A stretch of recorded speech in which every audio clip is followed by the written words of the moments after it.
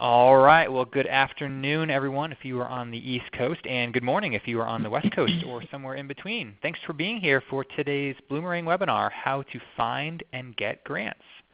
And my name is Stephen Shattuck, and I am the Chief Engagement Officer over here at Bloomerang, and I'll be moderating today's discussion as always. Just a couple of quick housekeeping items before we get going.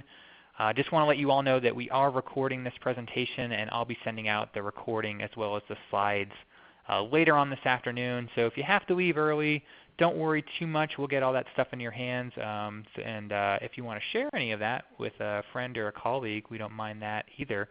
Just look for an email from me later this afternoon with all those goodies.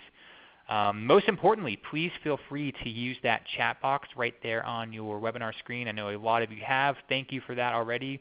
We love for these webinars to be super educational, of course, but also interactive. So send us your questions and comments along the way, and we're going to try to save some time at the end for Q&A just as soon as we can, or just as much as we can, I should say. You can also send your questions over through Twitter. I'll be keeping an eye on Twitter. If you are into that kind of thing and want to tweet us, that'd be cool.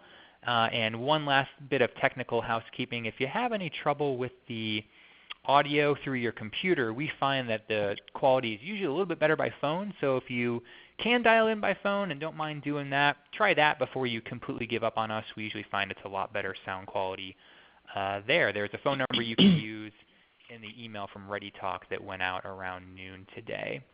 If this is your first Bloomerang webinar, I want to say an extra special welcome to you.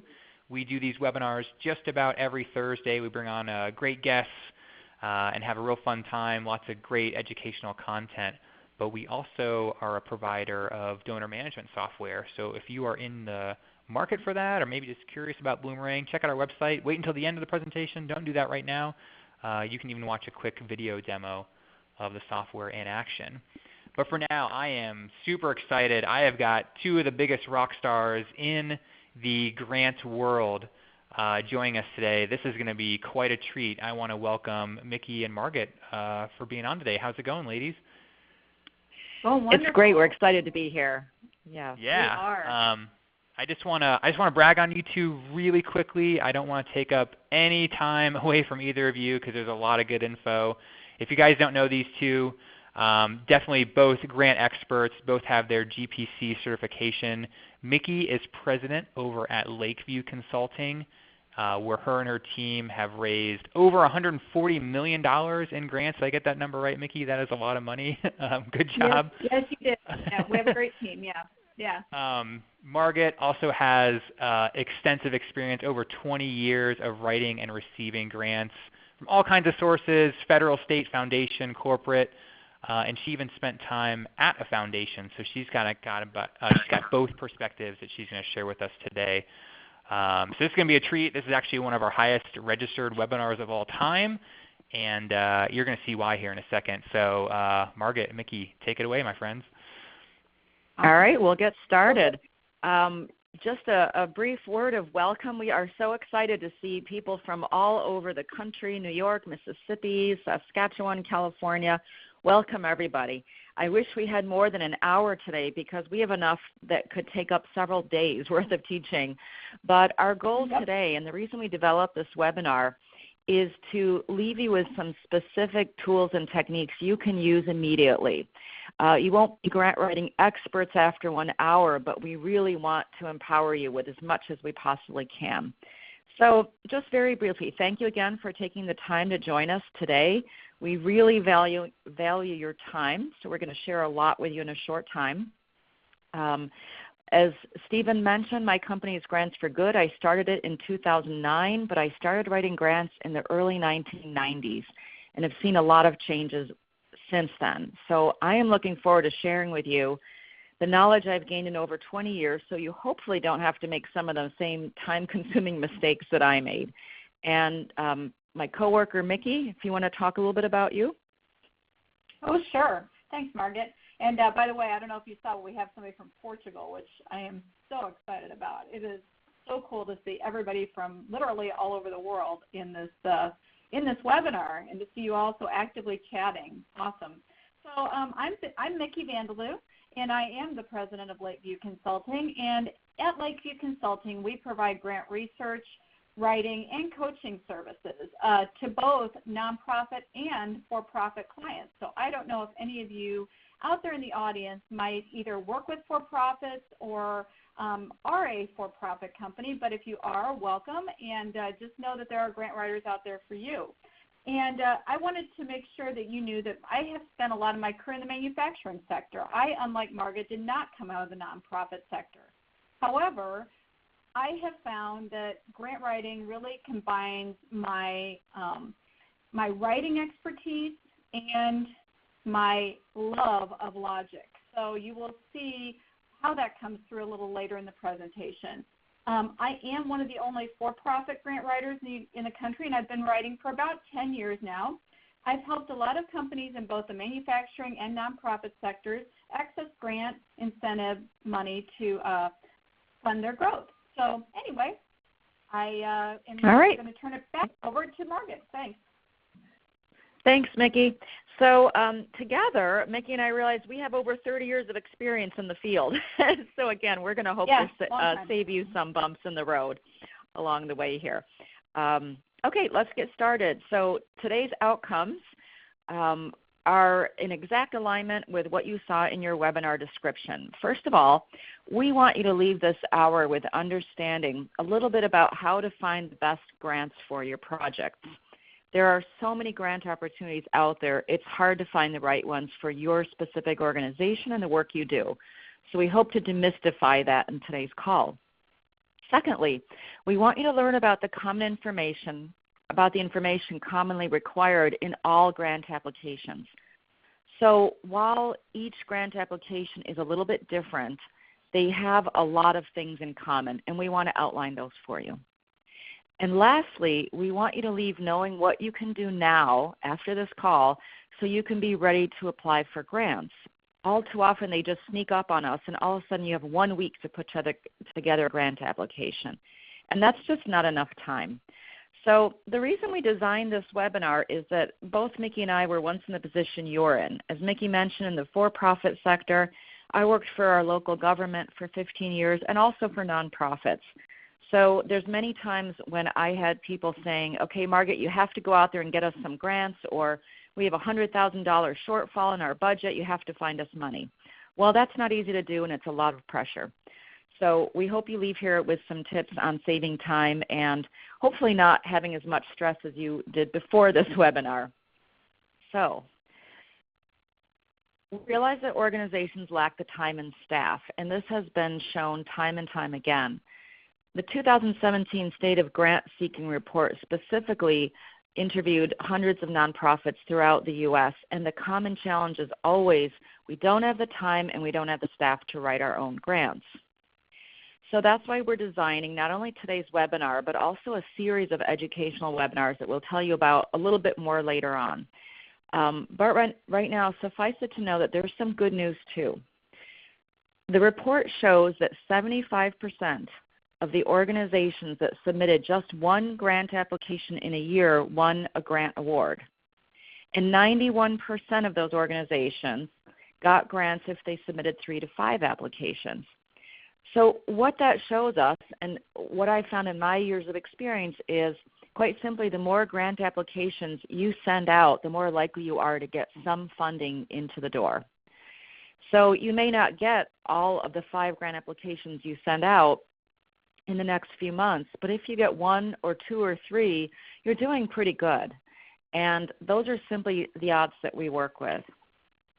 So what is the nature of grants? For those of you new to this, and the webinar is designed for people new to the grant field, a grant is essentially simply money that you don't have to pay back. Now, it does come with strings attached, of course. You have to usually provide a final report to the foundation that's giving you money. And if you're getting money from a federal government grant, there's significant reporting requirements. So it is so-called free money, but it comes with a pretty serious responsibility. Most of the grants out there are for non-for-profit, not-for-profit, or nonprofit organizations. Those two terms are used interchangeably, and it looks like a lot of you are from the nonprofit sector.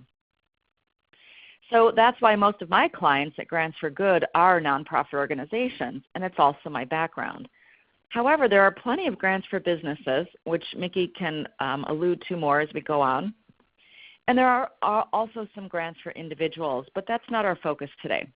The important thing to remember from this webinar is that most grants are truly competitive, and this is another stumbling block and a reason why people decide not to pursue grant funding. How competitive are they? Well, it's kind of hard to say. Some of the federal grants, 8 to 10% of all applicants get funded for a particular opportunity. Sometimes with foundation grants, you have a 50-50 chance. That's pretty good. So the reason we run these training sessions is we want you to have your grant applications rise to the top. And with the right amount of skill and practice, you can absolutely do that. This is not a task that is impossible. So some good news about grants. What will they pay for? Well, I teach a lot of beginning grant basics courses, and the common question is always, we need money for staff and we need money for overhead. And does anybody fund that? Well, the good news is yes. A lot of foundations, a lot of government grants, corporations, they will fund staff and overhead. Now, this isn't how it was in the early 90s when I started grant writing, but what I found over the last 10 to 15 years is funders are finally realizing it takes people to deliver programs. They just don't happen on their own. Now, I know we've always known this, but it's really nice when the funders are putting money towards those very important budget items. So yes, they will pay for staff, for overhead, equipment, training of your staff or volunteers, travel, insurance costs, even supplies and rent for your building or office. But here's the catch. Not every grant pays for everything. So when I talk about grant research in the next few slides and how to find grants, part of your task is identifying specifically what you need funding for so that you can focus your search on funders that will pay for specifically that. So not all funders will pay for staff. Not all will pay for training. And some will only pay for equipment. So you get the picture. This is going to help guide your targeted research.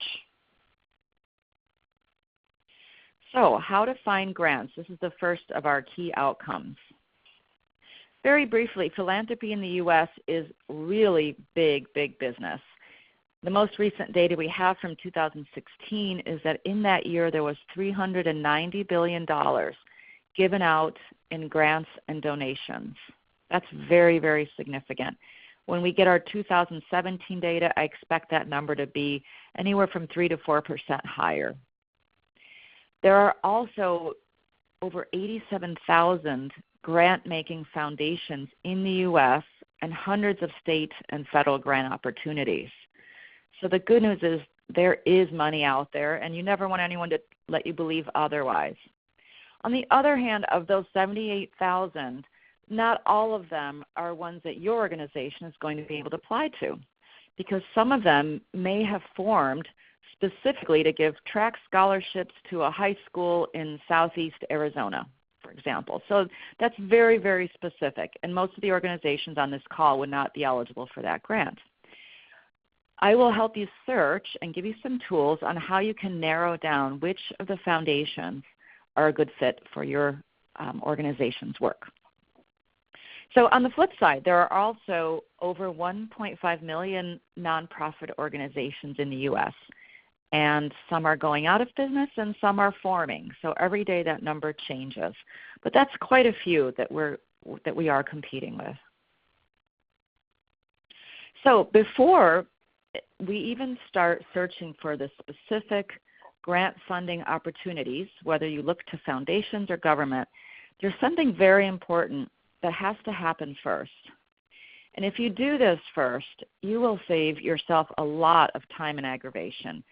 And that is taking some time to conduct very clear project planning.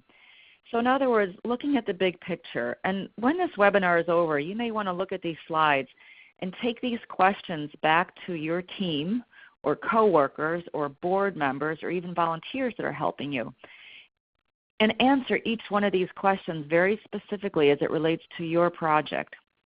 So for example, ask yourself and your organization what needs to change and how. So, for example, if you run a mentoring program for high school youth, why are you running that program? Is it because your high school graduation rates are abysmally low? Is it because you have a high rate of poverty or crime in your neighborhood and you want to have people gain workforce skills to break the cycle of poverty? These are just some examples of what you need to change. And you're the best ones to answer how, because this is the field that you're in. You're spending hours and hours at your business or nonprofit solving these problems. So usually that's the easy part, is knowing what you want to do.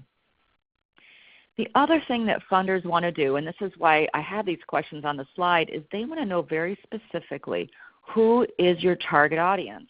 Or if you're a business, who are you marketing to? Who's your customer? So your target audience, I would challenge you to be as specific as possible. So for example, when I mentioned high school age youth, I might be targeting specifically African American young men in high school that come from a household that's at or below the poverty level and that are between the ages of 14 and 18. That's pretty specific. So your target audience might be that specific, or it might be broader. But when I mentioned my target audience, you all had a picture of exactly who we're working for in this project. And so I would challenge you to create that sort of a picture for a funder as well. And lastly, and this is perhaps the most important question, and one that Micki will talk a little bit more about, is your outcomes. What are your outcomes? And why is this so important? Well, when I teach full-day courses or boot camps on this, I tell people over and over again, the one thing that funders are really buying when they give you a grant is not a new van or paper clips or staff time. They want to know, what is their money doing to change the very people you're trying to help? What is it doing to change the world in the broadest sense? So your outcomes, even though they may help keep your organization afloat and they may please your board because now you're getting $100,000 to make up for a budget shortfall, the outcomes that really interest your grant funders are what has changed for your target audience. So in the example I just gave, what has changed for the young men that are in high school that live at or below poverty line? And that's what your outcomes should be. So I'll move on so we can get into the next phase of this. And after you do that first bit of project planning, you can get a little more specific and identify what problem is happening in your community that you're addressing. And be sure to use very detailed statistics. Give numbers in terms of the percent of poverty rate or the number of people impacted, as well as sharing some brief testimonials or stories about your target population. I briefly saw a question show up in the chat box about what if you have a number of different programs at your organization that need funding? What do you do? Well, this is a challenge for many. Some of the larger nonprofits that I work with, they have 3, 4, 5 programs that are always in need of funding. And that's when we really have to set some priorities of which ones do we tackle first, or do we tackle all of them and we simply find different funders for each one? Because one of them may have to do with working with pet therapy for people with disabilities, and the other one has to do with workforce development for those same people with disabilities. Well, those are 2 different types of categories for which we can find funding. And lastly, ask yourself if you're creating a new program or if you're funding an existing program. And yes, grants will help you continue and pay for things you're already doing. And this is a really important point. So many people think, oh no, we have to create a brand new program to get grant funding. And that's not true. You can get funded for what you're doing now. So my apologies for the very quick review of project planning. But next, moving into how to find grants. So I'm glad that Steve makes these slides available afterwards so that you can go back and review. There are several types of funding sources out there. I like to categorize them as follows: government grants, which include federal, state, regional, community foundations, private foundations, which are not They're only private because they were started by either a private family or corporate entity, but they are certainly accessible to you, and also corporate foundations. And you can Google each one of these and get more information. If you typed in, after the webinar, if you type in Ford Foundation or Dollar General Foundation, you'll find out where they're giving grants to and how much. You'll get a lot of information at their websites. But maybe you don't know which foundations to look to. Maybe you first have to find a good database or a resource that helps you determine, where do I even start? And that's why we've provided these URLs, these sites for you to go to after the webinar. If you're an organization that is looking for federal grants, grants.gov is your best resource. And it's also the portal that you use to submit grant applications. The good news here is it's free. You can subscribe to grants.gov and get a daily or a weekly notification about all the different types of grants that are available and open right now that you can apply to. So that's worth doing. The second thing that's worth doing is if you are looking to private and corporate foundations, and for this you generally have to have your nonprofit status, your IRS 501c3 status, you may want to go to the foundationcenter.org and look at their website and database.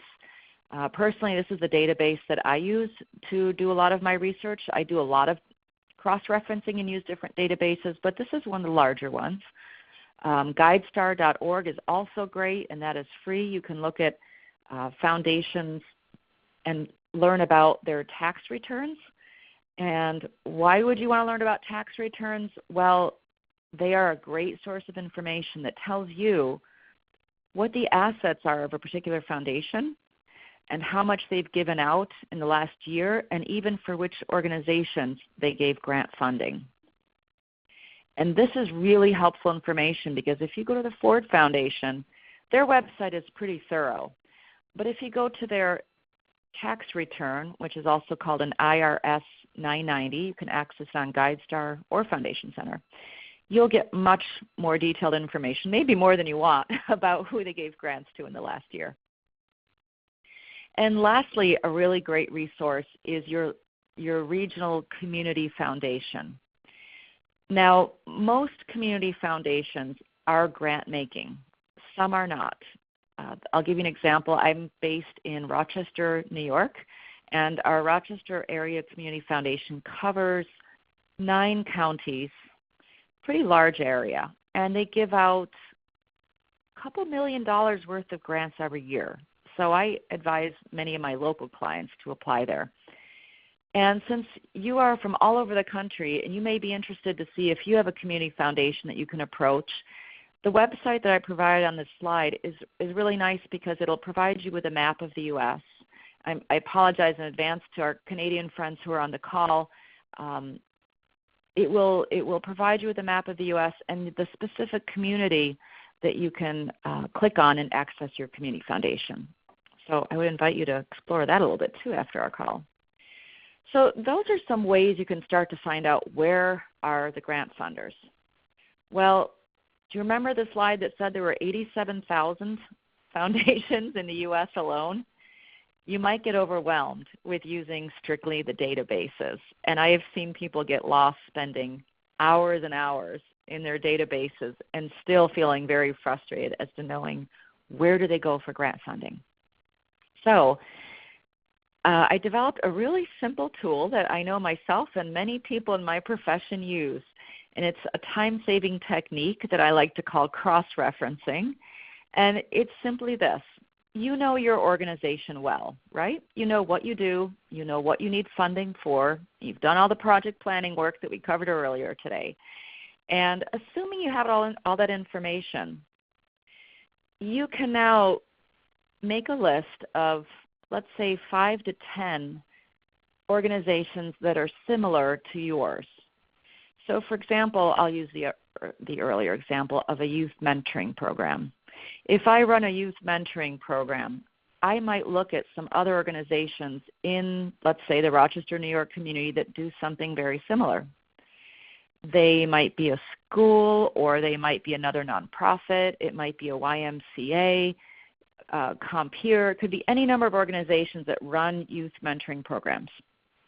And then I would look and research that organization to see who funded them. And one tool I would use to do that is I would look at their tax returns, again, because nonprofits, as you know, have to also file tax returns and state where they got their money from. So that is a useful tool for learning more about organizations that are similar to yours, other nonprofits, for example. This does not work with businesses, but it does work with nonprofits. You could also look at a nonprofit's website or their annual report where they thank their donors, their funders, and that can give you information. So once you have that list of who their funders were, you might ask yourself, okay, could this funder be one that might have an interest in our organization as well? And then you go to this top box, the red one here at the top, and you actually start researching some of those funders. Now your job got a lot easier. Now you've probably narrowed it down to a list of maybe 20 foundations rather than having the database generate hundreds of foundations for you. And you may just want to start this way, at least to start getting the practice of researching foundations. So I hope this is something that's useful for you. And lastly, before we move on to the next topic, I want to talk a little bit about how important it is to connect with funders before you apply. I'm guessing you've heard the term that, oh, you have to build relationships with funders, or relationship building is so important. But you might ask yourself, well, how in the world do I get started doing that? I would love to have relationships with the Gates Foundation, for example, but how do I get started? So to connect with funders, it can happen in so many different ways. It could be through your place of employment. It could be networking groups. The most important thing of all, though, is take a look at your staff and your board members. One of the key roles of your nonprofit board really should be to help you in fundraising. And while many people are uncomfortable doing this, they might not be uncomfortable looking at the foundation that you researched and seeing who's on their board and seeing if they know somebody on there. Because if they do, all it takes is to make a quick introduction to you as staff and invite a meeting. And I've seen this happen locally too. I've met funders on the ski slopes before and was able to make an introduction to another nonprofit organization, and then they take it from there. They might meet for lunch. It's a good opportunity to talk about the program that they're running, and it's the beginning. And the reason this is so important is simply because when I worked for a foundation, a private foundation in New York, we would receive hundreds of grant applications every year. And they were simply paper grant applications, some written better than others. But the ones that really stood out are the ones where I was able to talk with someone on the phone or meet with them in person and hear the true passion and ability to deliver on their programs. That really gave myself and the foundation confidence that if they were to get a grant, they would be able to deliver on the wonderful things that they do. So let yourself speak for your organization whenever possible. And I'm going to move on and let Micki take over. I do see that we have a lot of questions. We're going to allow some time at the end to address those. And while Micki is addressing the group, I may try to address some of these individually. Okay, so thanks for your patience. Thanks, Margit. Well, okay, I hope everybody can hear me a little bit better now. This is Micki Vandeloo, and I'm going to talk about information you can prepare to submit a grant application. And why is this important? Well, it's really important to proactively search out and collect information in a grant application. I'm going to talk about that a little bit in this section and why that's so important. So the first thing I thought I'd cover, because how are you going to look for information unless you know what you need to collect information for, right? So again, this is really targeted to the beginning grant writers out there, people that are a little bit more unfamiliar, people maybe that have only seen one or two grant applications. So we're just going to go through the basic elements of a grant proposal. So the first element of any grant proposal is your needs or your problem statement. This is where you're going to talk about, this is where you're going to use those statistics that Margit was talking about earlier. This is where you're going to say, we have a need in our community because we have this low-income population that speaks Spanish, and through all these surveys, we've found out that their biggest barrier to employment is being able to speak English. And so that's an example of a need. That is where you're saying this is the need we've established in this community. From there, that grant application moves on to your history, your accomplishments.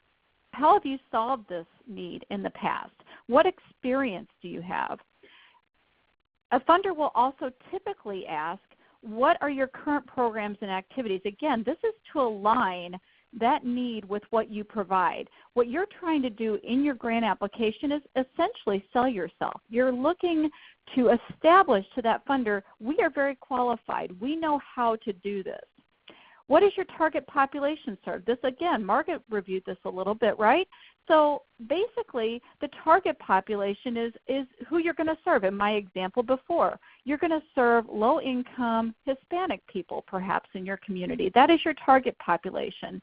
And as Margit said, that can be very, very, very, very specific, or it can be a little more broad. Maybe instead of low-income Hispanic people, you're serving all low-income people in your community or all low-income children.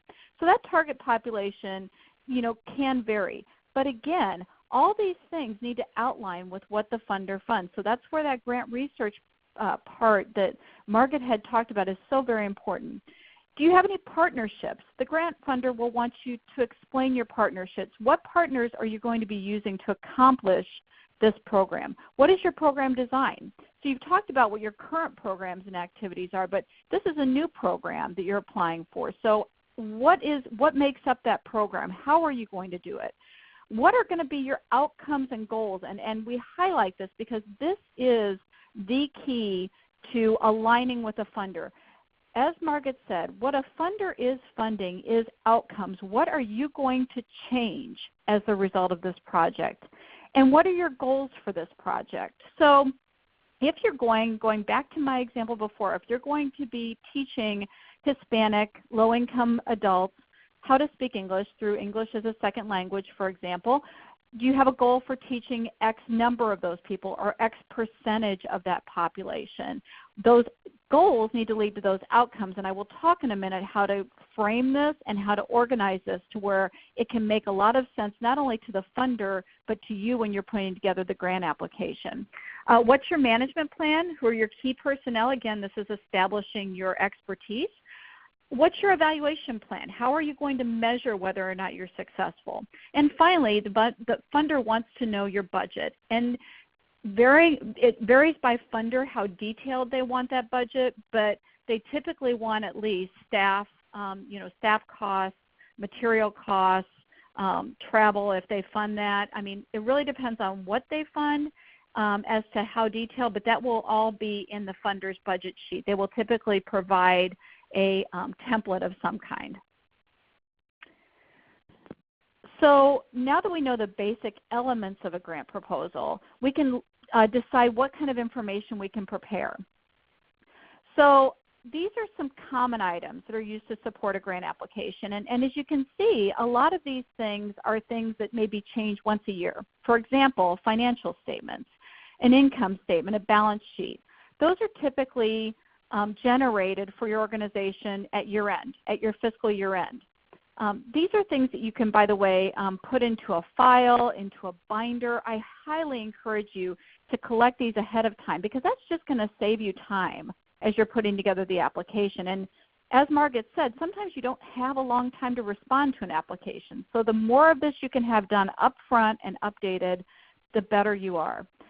Current organizational charts. And one thing you're going to hear me say often in these next two slides is your organization charts, your financial statements should be current. Your 501c3 should be the most current one if you've gotten more than one for some reason in your history. If you have vendor quotes, you can't use a quote for a budgeted item that's over 2 years old. You're going to have to get a more current quote. So you can't just have financial statements from any time. A lot of times funders want to see financial statements, for example, from the last 1 to 2 years. They might want to see a pro forma balance sheet. Well, that's not something you can collect ahead of time, but you can use the collected balance sheet to create that pro forma balance sheet. Reference letters, again, that might not be something you can collect ahead of time. You don't want them to be too outdated, but you can collect some reference letters or testimonials from your participants in your current program, especially if that current program is somehow informing the new program that you're applying for. Your logic model, we're going to talk about that in a second. The strategic plan. If you have a strategic plan at your organization, congratulations. If you don't, it's good to know at a minimum your mission and vision, and if you have some sort of goals for your organization, those are the 3 key elements out of that strategic plan. So I'm going to talk a little bit about a logic model, and this again can be a whole course in and of itself. It's an incredibly useful tool, and I think it appeals to me because of my strong slant toward logic and my background in engineering. So what is a logic model? A logic model is a project design methodology.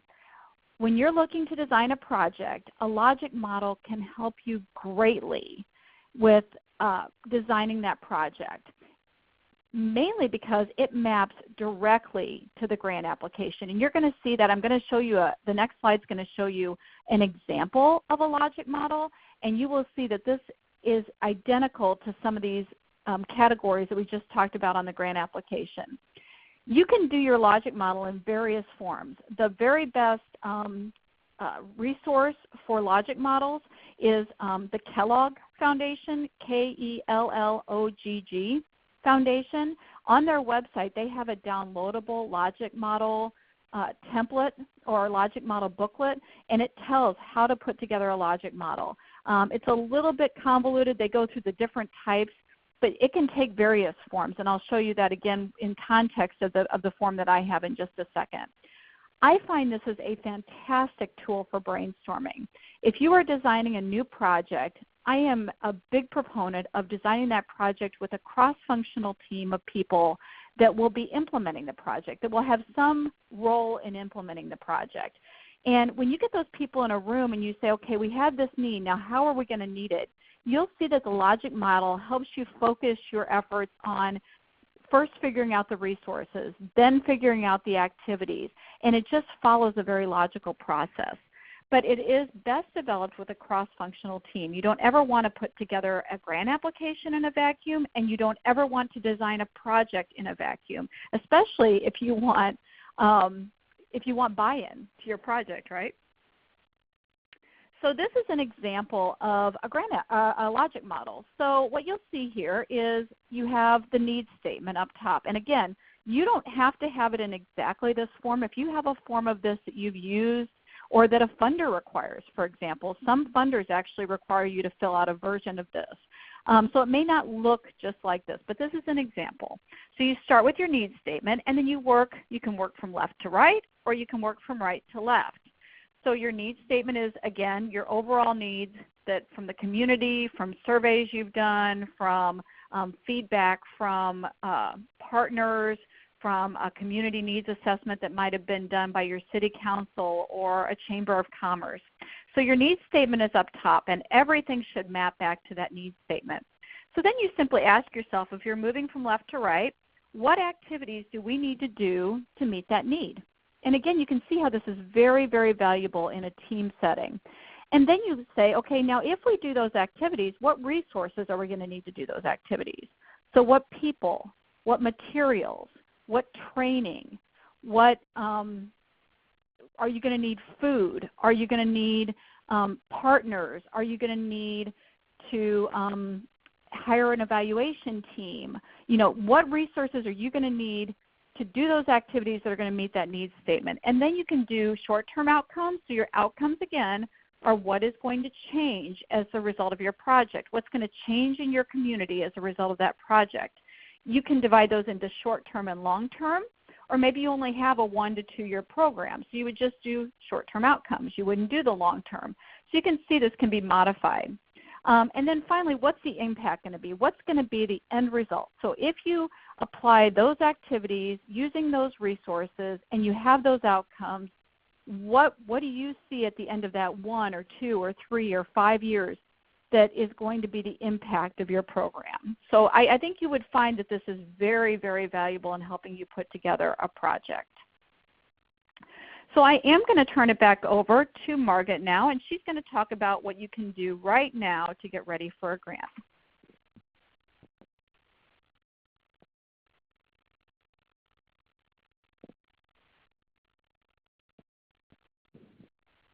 Margit, you there? Sorry, Micki. I was on mute because I was answering questions. I know this is a section that you were going to cover the next few slides, okay. So what you can do now, sure. I believe. Oh, and I'm then sorry. I'll jump back in when we talk about tips for success. Sure. There we go. Okay, keep answering questions then. I will go on. So sorry about that. Okay, so now we're going to talk about what we can do now. So what we can do now to prepare for these grant applications, what's going to save us time? What's going to get us to a quicker way of preparing for that grant application? So again, keep a file with all your organizational documents. Your 501c3 letter, that is not likely to change year to year. So stick it in you can put it in an electronic file on your computer. If you're a little more old-fashioned or like to see it in paper, you can put it in a 3-ring binder. So basically keep a file. Now the one thing I am going to tell you is the advantage to putting it in an electronic file is that most funders will have you upload those documents, especially now that most grant applications are web-based. So you would, even if you keep a paper copy of it, I would keep some electronic copy in a place where you can quickly access it. Your org chart, again, hopefully that isn't changing day to day. If you're a new organization, maybe it is. Make sure it is current. Make sure you have the current one and your current financials. I do also want to advise you to review and update this once a year. And the way I would suggest doing this is put a reminder in your calendar. If you use a task management system like Noseby or something like that, put in a yearly reminder maybe on December 15th or 20th. Maybe it's some significant date. Maybe it's the end of your fiscal year or the first month of your fiscal year. But I do suggest you review all those documents and update them once a year. Again, if you have a strategic plan, and I say that with a big if because if you don't, you're not in the minority. A lot of places do not have a strategic plan. I absolutely advocate for strategic plans. If you have them, review them and update them at least once a year. A funder is not going to want to see a strategic plan that says you had a goal to do something back in 2015. Or that your mission is something that is now no longer even applicable to what, even if that is what you're doing, if your mission does not meet what the funder wants or it doesn't match with your narrative, doesn't match with your activities, they're going to be concerned about that. That's going to be a huge red flag. So make sure you review and update the strategic plan annually so you have current information in your grant applications. Also, the strategic plan can help you identify projects for a particular year, especially if you do review and update it annually. So you might have a set of goals for 2018 that has a certain set of projects. So that might be your trigger to go find some grant funding for those specific projects or for that expansion maybe of current projects. And then you can also now develop a logic model for those services or projects for which you're going to seek funding. So take that logic model that I just showed you, go on the Kellogg Foundation website and use one that they recommend. It doesn't matter how you do it, but it is a good idea to develop a logic model or start developing a logic model before you prepare for a grant application. You'll find that it will, again, save you a whole lot of time and you'll be able to simply execute that logic model and talk about how you're going to execute it and readily have a team to execute it if you've developed that logic model. Also, I highly recommend that if you are going to apply for federal or state grants, that you apply for a DUNS number and apply in SAM, the System for Awards Management. That's at sam.gov. Both those processes take some time. And then once you have that DUNS number, and at SAM you get what's called a CAGE code, and that SAM CAGE code is something you have to put into your federal applications. it can take months to get a SAM cage code. It can take, I've seen it take upwards of 6 to 8 weeks, mainly because if you fill in one item wrong, it sets you completely back in the whole process. So please, please, please, if you're going to apply for either federal or state grants, do this now. Apply for a DUNS number and apply on SAM.gov. The reason why I say state grants, this didn't used to be the case, but now a lot of nonprofits can access state grant funding where the states have the budget to allow them.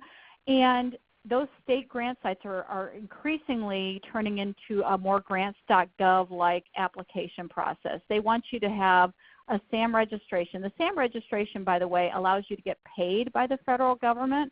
So that's why you have to have that to get federal grants. But now the states are using that as a way to make nonprofits register to apply for state grants. Also register on any application sites you plan to submit to. You want a registration on grants.gov, for example, if you're going to do a federal grant. States a lot of times have what's called a GATA, G-A-T-A portal. You'll need to register on that. And again, I'm working with a local nonprofit that just registered on the state website, and it took about 6 weeks to do that because they had different information on this funder or on this entity than the state did than what we had submitted or what was current. So there was just a lot of confusion. And then finally, common foundation application sites. Grantrequest.com is one. Cybergrants.com is another. Now, one thing I will tell you is that usually the Cybergrants registration and the grant request registration happens unique to the application. So when you're applying, you will get a grant request or a Cybergrants login, or you'll be asked to do a login for that particular grant. But I think it is also helpful just to make yourself aware of those application sites. Just kind of try to look through them, establish a login, and just get in and kind of look around. Again, one misstep can set you back weeks. You can also, the final thing I'm going to tell you, or the final two things, is familiarize yourself with foundation and federal applications and previous awards. So go on those foundation websites. If you don't have an imminent grant due date, but you know you're interested in a grant from a certain foundation, go onto their website and they will show you what projects they've funded. So you can get a good idea if your project is a good fit. Government department websites, NSF, if you're going through federal funding for any reason, definitely take a look through their websites. NSF, for example, has a wonderful searchable database of projects that they funded that you can really get specific about seeing if it's a fit for you. And finally, review your budget and business plan to identify upcoming projects. Like I talked about earlier with the strategic plan, look at those. It's the beginning of the year. This is a great time to do it. So I'll turn it now over to Margit, where she's going to talk about tips for success. Sounds good. Well, the time is flying by much too fast for my liking. I hope that you're getting a lot of information so far. We've had some great questions. I've tried to get to many of them already. So let me leave you with a few tips for success, just some things to keep in mind after the webinar. So to summarize, first of all, both Micki and I have talked about how important it is to do your project planning before you really embark upon looking for the right grants, the right funders to support your work. So I would definitely advise doing that and doing it with a team of people. It's very hard to do project planning by yourself, especially when you need a team of people to help you actually implement the project. So that is really, truly important. Secondly, one of the things you can do now is start to gather the materials that you need specifically for grant applications. And those include the types of things Micki had just mentioned, like your IRS 501c3 letter if you are in the U.S., or your proof of nonprofit status in Canada or other countries. You might want to gather your most recent financial reports to show your organization is financially sound. Your list of board members is important, things like that. The third thing you may want to do then is at this point start to research the best grant opportunities for your project. And some of the questions I've seen in the chat box have asked about different types of databases. And there are so many out there that it's hard for me to answer that question, and the price levels all differ. I know that I advise a lot of my clients who can't afford to buy an annual subscription, I advise them to call their local public library. And I know in Rochester we have a librarian. She will help people who call them, and they also have a subscription to one of the larger databases, Foundation Center, that anyone can access. They might have GuideStar as well, I'm not sure, and I do know they have GrantStation. So as you can see, there are a lot of databases out there. It's really hard to cover them all on this call, but you can Google that and do your research and make some decisions that way. Also, it's never too soon to start contacting the funders. However, only after you've done the research on them. So keep in mind they are, just as you're busy with your daily work, they too are busy. And so if you have time to get somebody on the phone, it's really good to ask them a question that isn't already covered on their website, as you might guess. So do some research on that first, and then you'll have some very pointed questions for them. And you may also just want to spend a few moments telling them about your project and that you believe it is in direct alignment with their mission and that you'd like to work together. And lastly, get help if you need it. The reason I have clients in this region and throughout the country is that they don't have the staff and the time. So Grants for Good, like Micki's company provides, we provide coaching services. We help guide people throughout the grants process. But do get help. There are also some free tutorials online. You can Google those. There's, I think, a couple for how to develop budgets, which is a whole nother training session. One of the things that we're going to be doing is we can share with you some more information about the types of webinars and training workshops that we're going to be having this year. So if you'd like to receive that information, you can go to, I know you can go to grantsforgood.com and sign up for the email newsletter. I will let you know when we have those, and we share discount codes as well if you want to join us on those. In the very immediate future, we have an in-person 3-day boot camp in Rochester, New York, but I realize that's quite a ways away for many of you. But if you do want to attend, you can take a look at that in more detail. Micki and I will also be developing a webinar that anybody can access, and it will be similar to the in-person boot camp here, where our goal is really to empower other nonprofits and businesses to do this for themselves.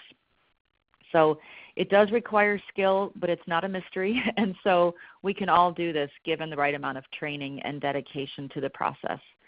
So that is our goal and our reason for running these educational seminars. So with that, I'd like to leave you with our contact information. Both Micki and I will do our best to get back to people within a few days. And we encourage you to go to our websites, and you can learn more about how we work and our clients and just more upcoming events and webinars that might interest you or your colleagues. So before we get to questions, if anyone needs to leave, I just want to extend my heartfelt thanks for taking the time to join us today. And I know we covered a lot in a short time, but I'm very excited to see how this goes for you. And please do keep us posted on how your grant research and your grant writing projects are going. We're eager to hear about it. Thank you so much. Absolutely. Absolutely. And I think we're ready to take some questions. We've had several that Margit answered. There's 3 that I see here, and I can take a stab at 2 of them, and then maybe, Margit, you can jump in on the third one. One was, do you have an example of a strategic plan? I do not, because they really vary, but I can tell you that many organizations have their mission and vision and usually their goals on their website. So one thing I can recommend is that you look for that mission and vision area. It's usually in the About Us section of the website. Also, you can also Google and find out the elements of a strategic plan. I think Forbes runs some articles that might give examples of strategic plans or examples of mission and vision statements. So unfortunately, I I don't really have, some great answers for that one. Margit, did you have anything on that one? I think you've covered it pretty well, Micki. I think that's a great resource. Sometimes we just have to do that research and find those examples. I'm scrolling down. I do see a question that I think is going to apply to a lot of people on the call, and I want to make sure we address this one to everybody. And the question is on tips on applying for foundations that don't accept unsolicited proposals. This is a great question, and Micki and I both teach this stuff for half-day or full-day trainings, and we definitely cover this question. But just very briefly, when you do your foundation search, you'll find that some of them say they do not accept unsolicited proposals. Well, does that mean the door is shut to you? No, not necessarily. The thing that I advise people to do in this case is to research the foundation, see who's on their board, and see if you know or anyone on your board knows somebody on their board, and make that connection, and then you're invited to apply possibly. If you don't know anyone on their board, and chances are you don't, you can still send a letter. Don't waste your time putting together a grant application. That won't be worth your time. But you can send a one-page letter of inquiry letting them know that you realize they don't accept unsolicited proposals, but you would like to at least talk about your project or invite a phone conversation. So that's one. Anything else you want to add to that, Micki? No, I agree. You are wasting your time. If you don't contact them and you just throw a grant application out there, I don't recommend that. I also don't recommend just going out there and not really doing grant research. I call it shotgun grant research, just going out and saying, oh, they might want to fund us. Let's send a grant application. That is a huge waste of your time, and I don't want to see you waste your time. I see a couple of more recent questions on the logic model. Somebody asked me if I had a specific one I could share. I honestly, the one that I shared in the slides, which you'll get a copy of, that's probably the best one. And again, I recommend you go to the Kellogg Foundation. Thank you for sharing the link, Jennifer, to the strategic planning for nonprofits. What about smaller organizations which have never applied for grants? What's the chances of receiving a grant? If it's a well-written grant, higher than if it's not. I guess that's probably not a great answer. It just depends. You really want to find funders that are a fit, and that goes back to that project planning and good research. You're going to increase your chances of receiving a grant that way. If you are a small new organization, that might preclude you from a lot of grants, by the way, because a lot of funders want to see a history of financials. So that is my answer. If you have anything else on that, Margit? Yeah, just briefly, I work with quite a few grassroots or startup organizations, and some of them rely almost entirely on grants within the first couple of years. We've had a lot of success with those, and here's how. We stayed local. So, for example, when the organization was in Buffalo, New York, or Rochester, New York, we only approached funders in that city because they have the most vested interest in these smaller grassroots organizations. We wouldn't dream of approaching the Ford Foundation, for example, or the Kellogg Foundation. They're just too large, and they only have an interest in organizations sometimes doing national level work. So I think the trick to that is if you have a small organization that serves people locally, approach your local funders, and you'll get started. And once you get started, you'll build that momentum, and then you can start going after the larger grants from national organizations. Yeah, so I know we're near our we're near our end time, and Steve, I don't know if you want to kind of say any final thoughts. Yeah, well, mostly just thank you. This was really awesome. I think this is going to be probably our definitive webinar on grants. So thank you to both of you for sharing all your knowledge with us. This is awesome. You're welcome. Yeah. Thank you. And thanks to all of you for hanging out with us for an hour. I know it's you got things to do, and it's always good for you to join us for an hour every Thursday. So thanks for listening in. I am going to send out the recording and the slides a little later on this afternoon, so just keep an eye out for an email from me. And hopefully you can join us again next week. We're going to be covering newsletters. We've got Steven Screen, great guy, super smart. Newsletters are kind of his thing. I've seen him speak at a couple of conferences. In fact, I saw him speak last November, and I said, you got to come on my webinar series because this was the best newsletter presentation I ever heard. So if you send out newsletters, which I bet most of you do, come back next week, 1 week from today, 1 p.m. Eastern. Again, totally free. And if you're not quite into newsletters, that's cool. We've got a lot of webinars on our schedule that you can register for. So hopefully we'll see you again either next week or sometime in the future. But we'll call it a day there. Like I said, look for all those resources from me later on today. And please do reach out to Micki and Margit, especially about those webinar series and some of the other things they've got going on. Obviously a wealth of knowledge there. I'd love for you to get in touch with them beyond today. So we'll call it a day. Have a good rest of your Thursday. Have a safe weekend. Stay warm out there, and hopefully we'll talk to you again next week. Thank you.